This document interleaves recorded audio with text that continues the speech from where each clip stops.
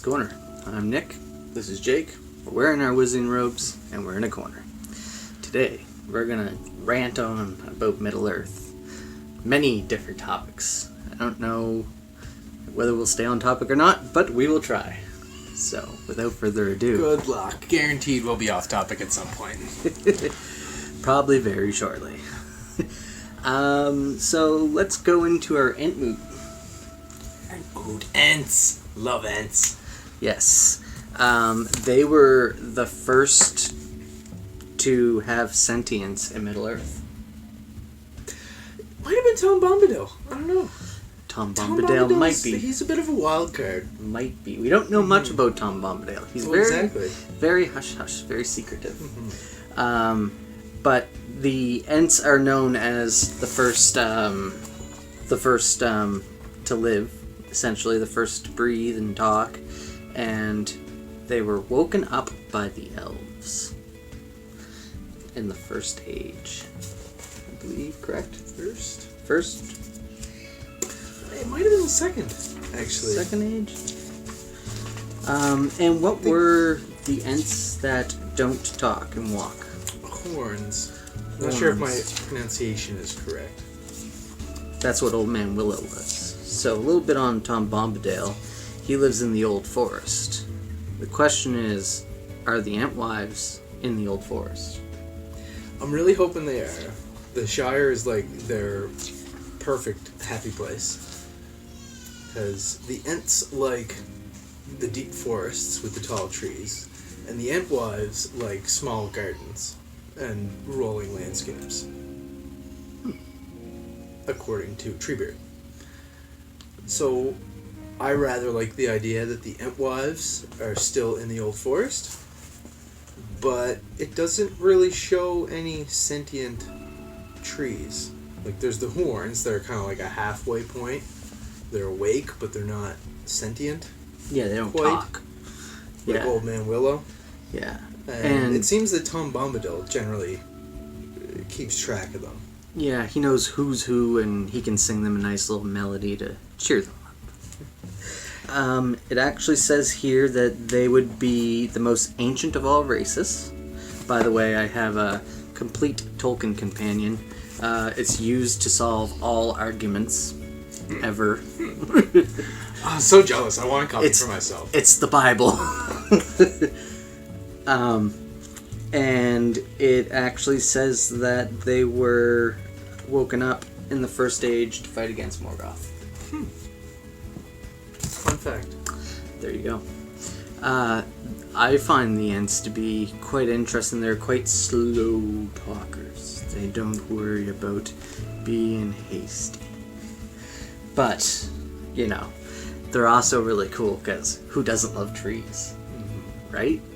I love trees. So, like, to think that one of them could be alive and, you know, if you weren't a kid who ran around the woods talking to trees, you didn't grow up right. Pity your upbringing.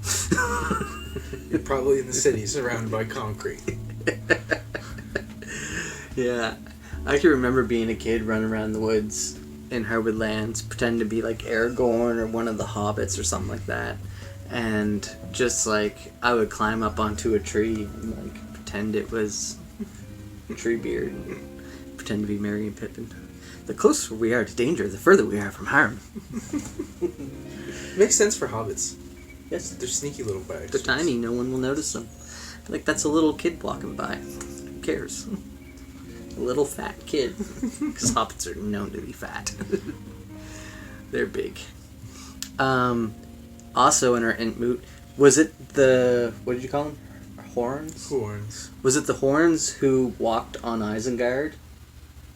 Or were they already there at Isengard? No. Or not Isengard. They're the ones that went to Helm's Deep. That's what I meant. Yeah, I didn't mean Isengard. Helm's Deep. Were they the ones who traveled to Helm's Deep, or were they already at Helm's Deep? Nope, they traveled. Yeah, that's so what I thought. Helm's Deep is in almost like what a bay would be for the ocean, but it's like into the mountainside. Yeah. It's like at the foot of the mountain. Where so there's like ridge lines of the mountains that lead into Helm's Deep. Yeah. And they blocked the mouth. Yes. of that entrance. So the horns can walk. Yes. Okay, so they're actually pretty quick too. When they want to, they can move pretty quick. Okay, so they are actually quite. So they just don't talk then, essentially.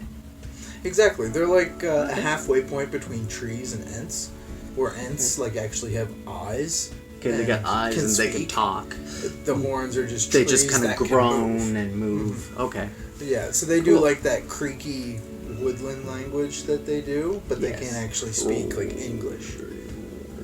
Yeah. Yeah. Okay. Gotcha. So maybe they're the children of the Ents, perhaps.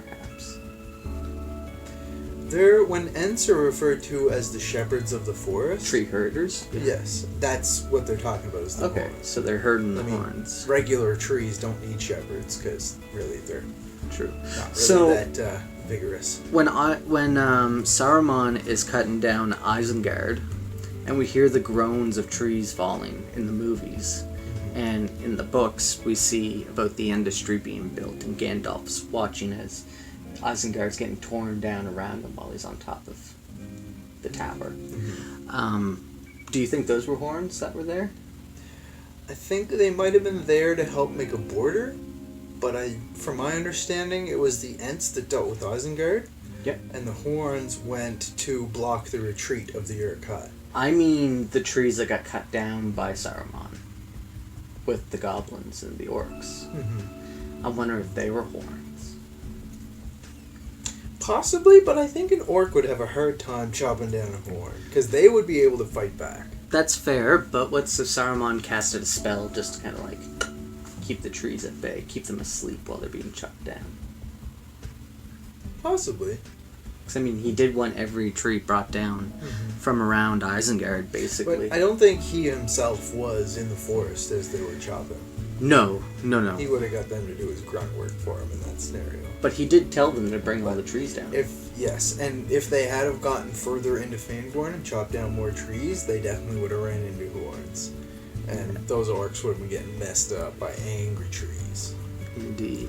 And when Merry and Pippin enter Fangorn, and Treebeard is giving them that welcome speech, he mentions how the trees are angry. They're filled with hate, and they're dangerous if you don't have an Ent around. Yes. Because they're talking about the orcs hacking, slashing, chopping all, right? So I think whether there was horns in that grove that got chopped down near Isengard, whether they were there or not, they knew what was going on. Okay. Whereas Treebeard didn't quite know until he got to that location and lets out that big horn call. Yeah. I think the horns knew what was up beforehand, and they were angry. And they answered the call quickly. Yeah. Okay, so that makes sense. Yeah. I loved Gimli walking through the old forest there, having his axe held up, and they're like, "Lower your axe, man. You're gonna piss them off. You're gonna make them mad." Yeah. I'm interested to know whether Merry and Pippin helped the Ents find the Entwives, or... It was never said, and that was something that was like, I want answers to this. I want Merry and Pippin to have a conversation with Treebeard about the old forest. Yeah. I want them to talk about Tom Bombadil and Old Man Willow, and be like, there's legends of trees moving around that can move on their own, and like, maybe you should look there for the Entwives. Well, even if the Entwives aren't there anymore, like, I think it's likely that they were there at some point. Even if there's no Entwives left, and it's just the horns that are left in the old forest, and Tom Bombadil is kind of their shepherd now. Like, I wanted that to be addressed.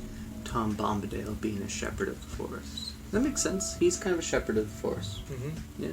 Singing songs to the trees. Well, the master of his domain is kind of the direct quote from the books as to, like, what he is, and then it's nothing else is said about him. Like, we don't know where he came from, or, like, what race he is, or anything. He puts the ring on his finger and then takes it off. Nothing happens. And then turns invisible after he takes the ring off. Well, it's because he's magical in his own... because he's the master of his own domain, so even the ring doesn't have power over him. Yeah. And like Gandalf even says, like, he'd just take it off and toss it away like it was a trinket, because to him it's nothing. You know, that's the importance of it to him. Anyway, guys, for this video here, that'll be all. My Goodreads, Instagram, and all that stuff will be down below. And also give us like, thumbs up, subscribe, and all that sort of stuff. And have yourself a great day.